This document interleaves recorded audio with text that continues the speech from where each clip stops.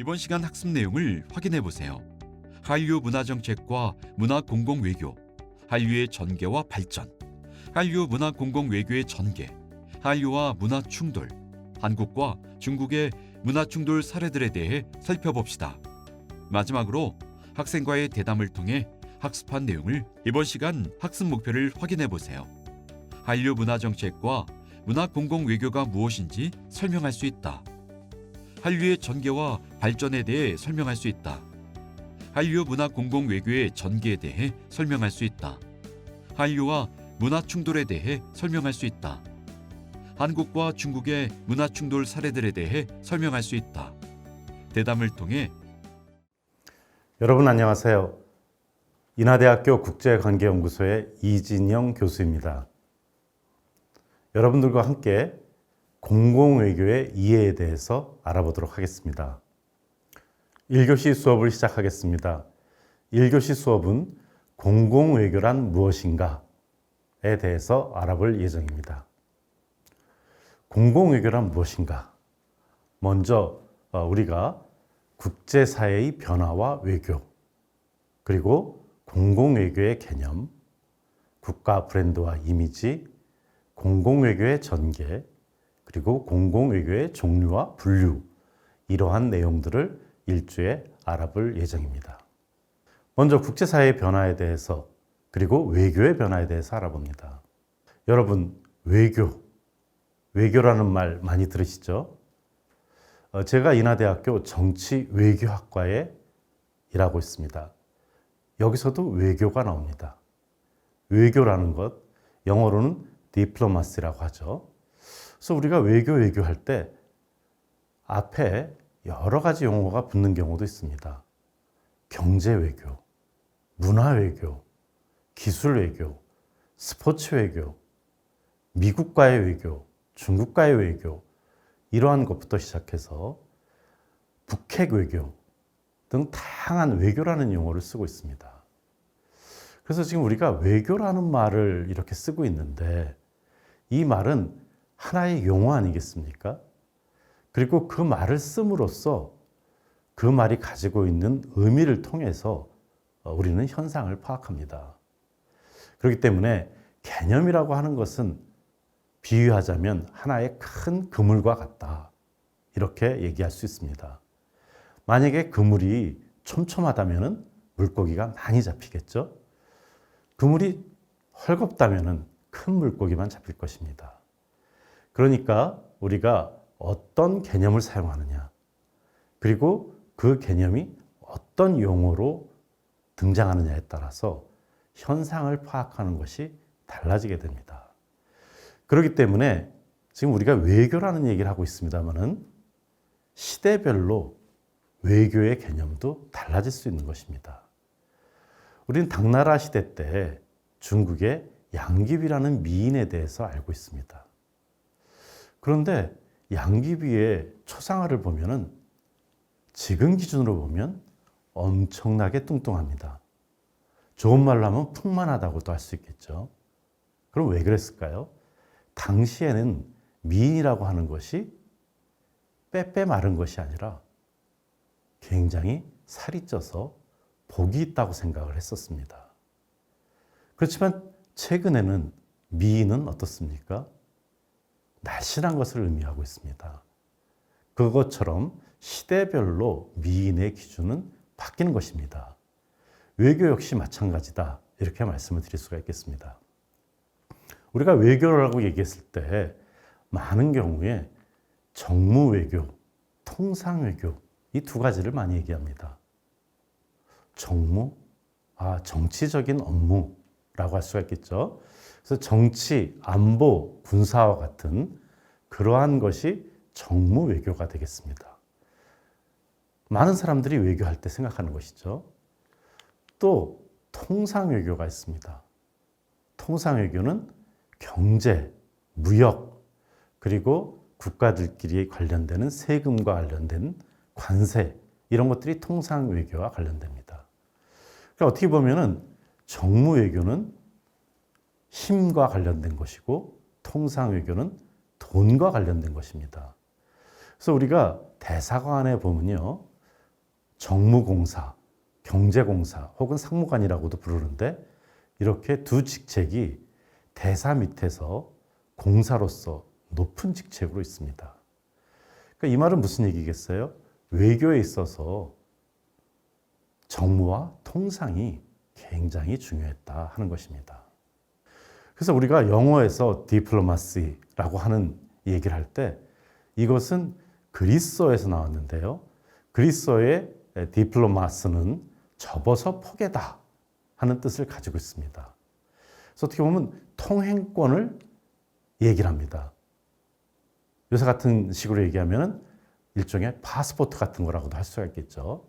근데 이것이 나중에는 공문서라는 의미로 쓰이게 돼서 지금과 같은 외교라는 뜻으로 쓰인 것은 18세기부터입니다. 그러니까 외교라고 하는 것에 대해서 우리가 어원을 살펴봤습니다마는 외교라는 것이 교섭에 의해서 국제관계를 처리하는 것이다. 특히 대사라든지 공사라든지 한 나라에서 파견된 사람들이죠, 외국에. 그 사람들에 의해서 관계가 조정, 처리되는 방식이다. 또는 외교관의 직무 또는 기술이다. 이렇게 얘기를 했었습니다. 그러니까 어떻게 보면 외교라고 하는 것이 외교관들, 외교 담당자들, 특히 대사라든지 공사들에 의해서 이루어진 것이고 정무와 통상을 중심으로 이루어졌다고 할 수가 있겠습니다.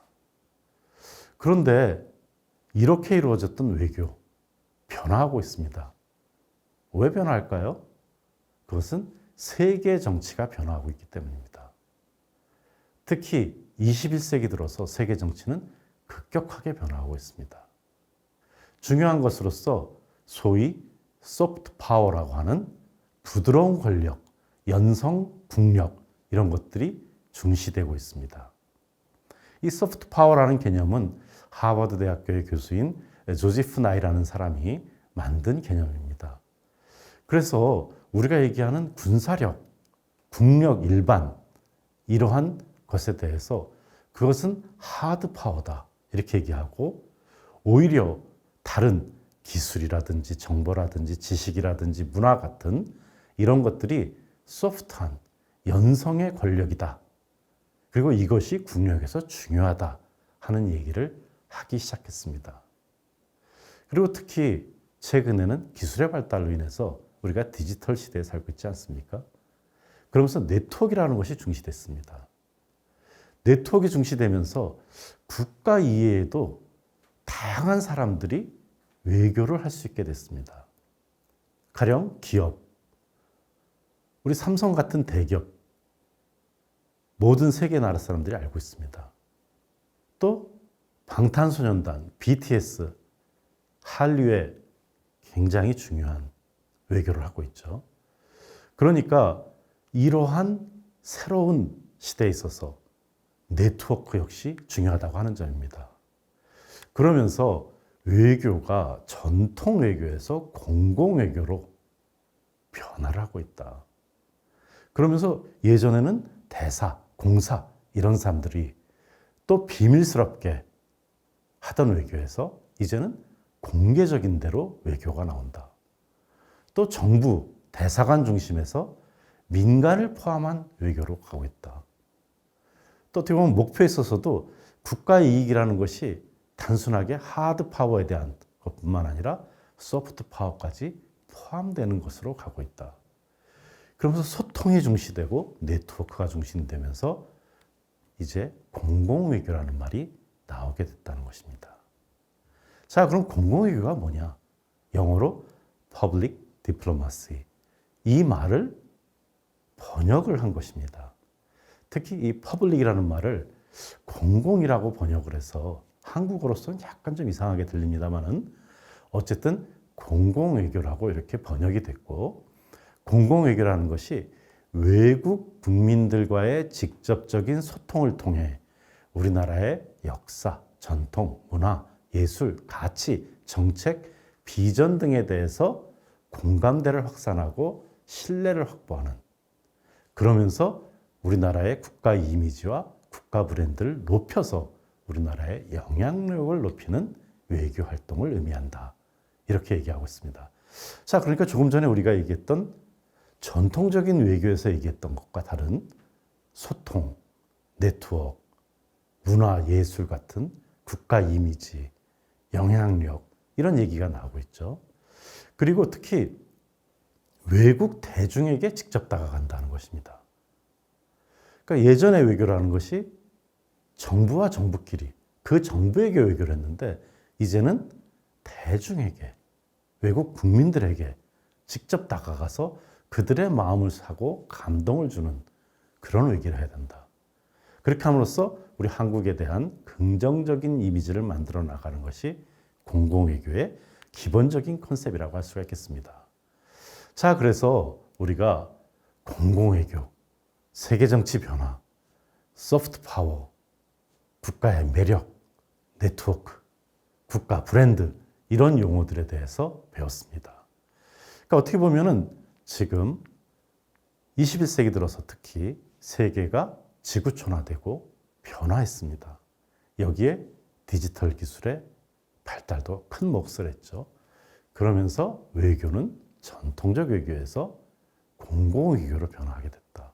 그래서 공공외교는 특히 소프트 파워에 초점을 맞춘 국가 브랜드를 높이는 그런 활동이다 하는 것입니다. 그래서 결국은 시대적 변화에 맞게 개념이 변하고 내용이 변하는 것입니다. 그래서 외교, 이제는 새로운 시대에 맞는 외교로 변모하고 있다. 이렇게 말씀드릴 수가 있습니다.